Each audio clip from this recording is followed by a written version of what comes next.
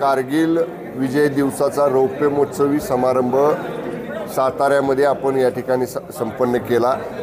माननीय मुख्यमंत्री एकनाथजी शिंदे साहेब स्वतः या कार्यक्रमासाठी येणार होते, परंतु त्यांना नीती आयोगाच्या बैठकीसाठी दिल्लीला जावं लागत असल्यामुळं आणि कराड विमानतळावर 2 दिवस रेड अलर्ट आहे, त्यामुळे विमान कराडला उतरू शकत नसल्यामुळं त्यांना येता आलं नाही।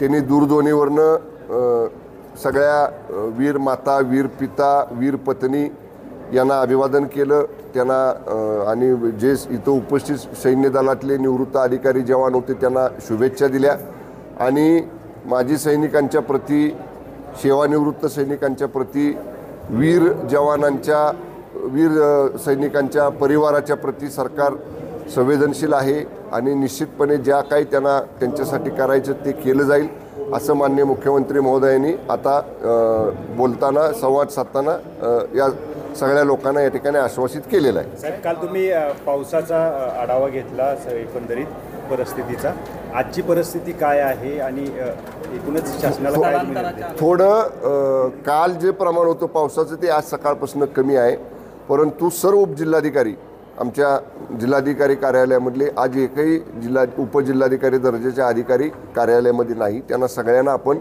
फील्डवर पाठवलेलं आहे। प्रत्येक तालुक्यामध्ये एक अधिकारी आमचा स्वतः गेलेला आहे। जिथं तातडीच्या काही उपाययोजना करून दरड वगैरे पडलेली आहे ते हटवण्याचं काम सुरू आहे। कोयना धरणातनं माझ्या माहितीनुसार 30,000 क्युसेक्स 30,000 क्युसेक्स पाणी आज या ठिकाणी विसर्ग होणार आहे, परंतु नदीकाठच्या गावांना कुठेही धोका होणार नाही। आज मी स्वतः हा कार्यक्रम झाला की आता पाटणला जातोय, नदीकाठच्या गावांमध्ये आपण सतर्कता ठेवलेली आहे। कालच रात्री पेट्रोलिंग जिथल्या धरणातला विसर्ग झाला किंवा ओढ्यांना नदीला मोठं पाणी आलं आहे तिथं सगळ्या ठाणे प्रभाऱ्यांना पोलिसांच्या आपण पेट्रोलिंग करायचे सुद्धा या ठिकाणी काल आदेश दिले। रात्री पेट्रोलिंग झालेलं आहे, आजही दिवसभर गस्ती पथकं आपली तैनात आहेत। जिल्हा परिषदेची यंत्रणा, महसूलची यंत्रणा सगळी फील्डवरती आहे।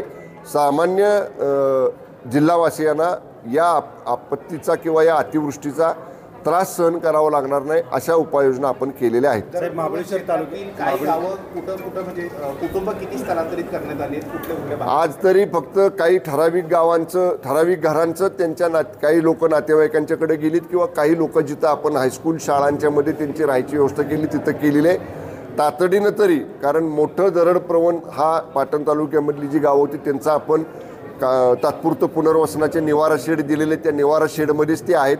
त्यामुळं इतर ठिकाणी आता काही ज्योतिबाची वाडीसारखं गावं येणारच्या तिथल्या काही ठराविक कुटुंबांना जवळच्या नातेवाईकांच्याकडे किंवा शाळेमध्ये या ठिकाणी आपण त्यांना स्थलांतर केलेलं आहे। साहेब, महाबळेश्वर तालुक्यामध्ये जे प्रतापगडचा पायथा आहे त्याच्या आसपासच्या 22 गावांमध्ये गेले 3 दिवस झालं लाईट नाही। काल लाईटच्या बाबतीत एका परिसरामध्ये अधीक्षक अभियंत्यांना कालपासून आपण हॉल्ट करायच्या सूचना दिल्या आहेत। एका परिसरामध्ये कार्यकारी अभियंत्यांना पाठवलेलं आहे।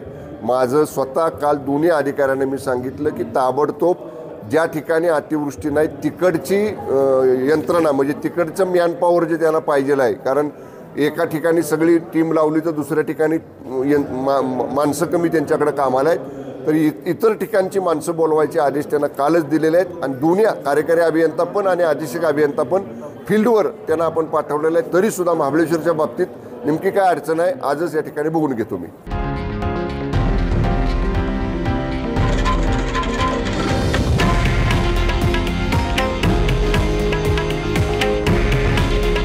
हे आहे देशातील नंबर 1 न्यूज नेटवर्क आणि आपण पाहत आहात TV9 मराठी। काळजी तुमची, हित महाराष्ट्राचं।